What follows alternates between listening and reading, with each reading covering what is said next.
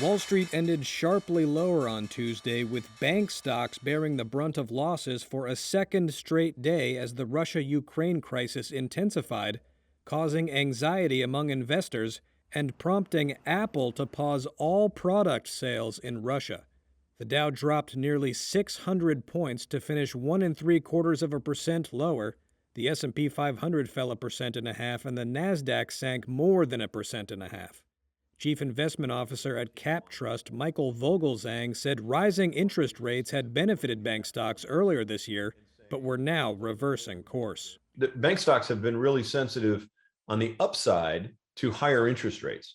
As rates were rising earlier this year, bank stocks were doing really well because they respond to a wider net interest margin, so they can make more money on the spread that banks charge. So banks were a really important trade in the higher interest rate world. Today, given the risks that are going on in Russia and other places, we're seeing interest rates falling, and as a result, some of that same what's good for things on the upside are hurting them on the downside. So just simply the interest rate environment is a negative for banks.